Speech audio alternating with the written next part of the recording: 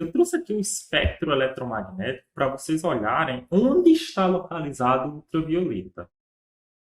O ultravioleta é esta faixa aqui de comprimento de onda, né? Está localizado no comprimento de onda em torno de 10 a menos 8 metros. 10 a menos 8 metros. Essa escala está.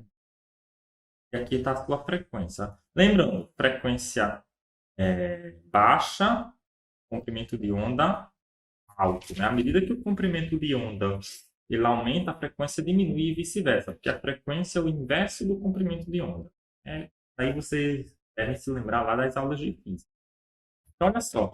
O V, o que eu quero chamar a atenção para vocês é que o ultravioleta está muito próximo dessa faixa aqui, essa faixa estreitinha. E justamente corresponde a esse espectro aqui. Que espectro é esse? É o espectro do visível. Essa é a parte no espectro eletromagnético em que enxergamos. Então, é uma pequena faixa que vai de 400 até mais ou menos 700 nanômetros. Nessa faixa é que estão inclusas todas as cores que o nosso olho humano consegue enxergar. Então, é uma faixa de comprimento de onda relativamente baixo. Se ela tem um comprimento de onda baixo, a frequência dela não é boa para ser utilizada em tratamento. Então, se você joga luz ultravioleta numa pessoa, o comprimento de onda dela é mais ofensivo do que benéfico. Então, não vai ajudar a destruir um carcinoma, uma célula cancerígena. Não faz sentido. Do mesmo modo que os raios-x também não fazem sentido, e justamente pelo efeito contrário. Vamos localizar agora no espectro onde se encontram os raios-x.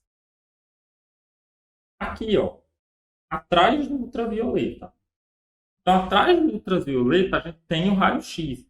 E já é utilizado, né? Tipo, já tem um efeito interessante no nosso corpo, mas para análise, não para combater alguma coisa, né?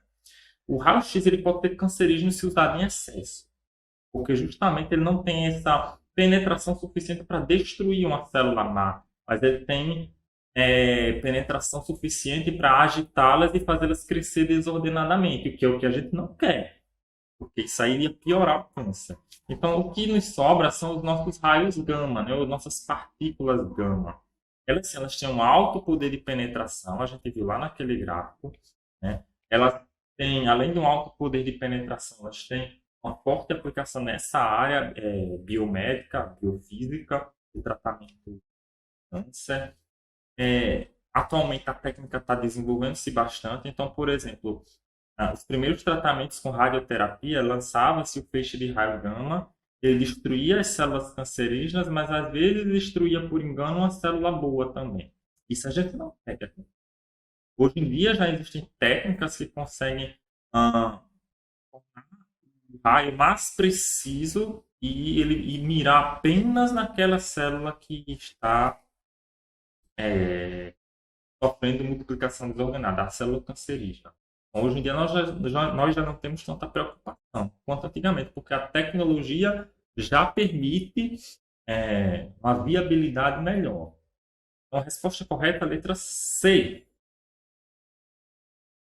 Aqui tem uma outra questão que também não exige cálculo, exige só um pouquinho de raciocínio diante de tudo que a gente já falou. Olha só, mudando agora um pouco o foco, a gente vai falar um pouco sobre uma coisa não tão boa. A gente viu que é, a radioatividade ela pode ser aplicada com intuito bom, tratamento de câncer, né, de outras doenças. Outra coisa que não foi mencionada, mas, por exemplo, esterificação de medicamentos é via radiação. Então, existem muitas aplicações positivas. Mas agora a gente vai falar um pouquinho da parte negativa, né? Provavelmente é o que todo mundo imagina. Então, a poluição radioativa, ela compreende mais de 200 nuclídeos. Lembra do que, o que a gente fala como nuclídeo, né? Nuclídeo é aquele núcleo que sai de um material radioativo. Então, existem mais de 200 nuclídeos que são considerados poluidores, né? Do ponto de vista ambiental, a gente tem o césio-137 e o estrôncio-90 como sendo um dos mais perigosos. Esses radionuclídeos, eles são antropogênicos. Como assim? Antropogênico significa aquilo que é de origem humana, não que ele venha do ser humano, e a maioria do descarte que é feito é por causa do ser humano. Césio-137 é utilizado na energia nuclear, estrôncio-90 também, né, na parte de medicina. Então, nós temos aí problemas que são gerados pelo acúmulo desse material ao longo do tempo. Então, veja só. Durante as décadas de 1950 e 1960, acumulou-se muito desse material na atmosfera. Essa parte aqui, ela bate justamente com aquela época da corrida espacial, onde os Estados Unidos e a União das Repúblicas Socialistas Soviéticas, a União Soviética, o URSS, lutavam entre si para ver qual era a nação mais potente, a que produzia o melhor foguete, a que ia jogar primeiro um foguete na Lua para lançar o primeiro ser humano no espaço. Então tinha muito essa corrida e acabaram que eles não ligavam muito para os fatores ambientais. E muitos desses percalços que tiveram lá naquelas décadas ainda tem influência nos dias de hoje, porque como a gente vê, o material radioativo ele não decai de maneira uniforme, ele pode demorar muito tempo para se decompor. Então, continuando aqui o nosso raciocínio, o estrôncio 90 ele pode acumular nos organismos vivos e em cadeias alimentares, em razão de sua semelhança química. Pode participar do equilíbrio com carbonato e substituir o cálcio em diversos processos biológicos. Ao entrar na cadeia alimentar da qual o homem faz parte, em qual tecido do organismo humano o estrôncio será acumulado predominantemente? Então, veja só. O radionuclídeo, dentro da sua... ele pode entrar no corpo humano, no nosso sistema biológico, e provocar mutações em nossas células. Isso não é nada bom.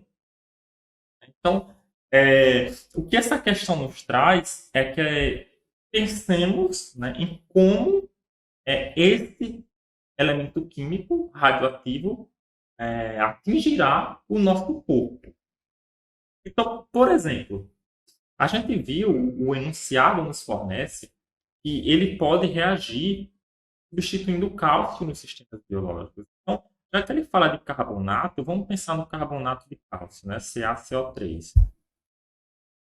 Muito importante isso, viu? Quando vocês pensarem quando vocês virem o nome de um elemento químico, já é importante que você saiba como escrevê-lo. Isso é importante para ajudar a manter o raciocínio da questão e fazer com que vocês resolvam ela rapidamente. Então, quando isso aqui entra em contato com o estrôncio 90, né, o isótopo radioativo do estrôncio, o estrôncio vai substituir o cálcio facilmente. Isso aqui é o que o item nos diz, né? Então, aqui, ao invés de a gente ter carbonato de cálcio, vamos ter carbonato de estrôncio, por exemplo. Porque ele substitui facilmente. Minha pergunta é, qual a parte do corpo humano que vai ter mais cálcio? Então, é o quê? É o tecido cartilaginoso, sanguíneo, muscular, nervoso, ósseo. Lembrando que não necessariamente o ser humano precisa consumir o estrôncio 90 para que ele faça mal. Basta que o estrôncio entre na cadeia alimentar do ser humano. Como assim? Vamos supor que um peixe esteja contaminado. O peixe faz parte da cadeia alimentar do homem. Então, ao se alimentar daquele peixe contaminado, o estrôncio contido nas células do peixe que foi contaminado pode entrar em contato com o cálcio presente no nosso organismo, substituí-lo e causar um defeito congênito na pessoa. Ou causar células cancerígenas em tal parte daquele tecido. Então, eu só consigo imaginar aqui, eu não sei vocês, mas o tecido que concentra uma grande quantidade de cálcio é o tecido ósseo. Justamente porque os ossos são feitos basicamente de cálcio. Então, ao entrar em contato com os ossos, o estrôncio 90 vai substituir o cálcio facilmente em uma reação química e vai prejudicar o tecido ósseo. Então, a resposta correta é a letra E. Essa daqui não tem muito mistério também. Tecido cartilaginoso não faz sentido, sanguíneo também não, muscular e o nervoso muito menos. Detalhe, isso não quer dizer que outras regiões do nosso corpo possam sofrer com esse radionuclídeo. Ele pode estar Tanto é que a própria questão coloca predominantemente, né? Como ele tem mais facilidade de reagir com cálcio, substituir o cálcio numa estrutura química, ele vai predominantemente para o tecido ósseo. Mas não quer dizer que os outros tecidos não sejam afetados também. Pode acontecer.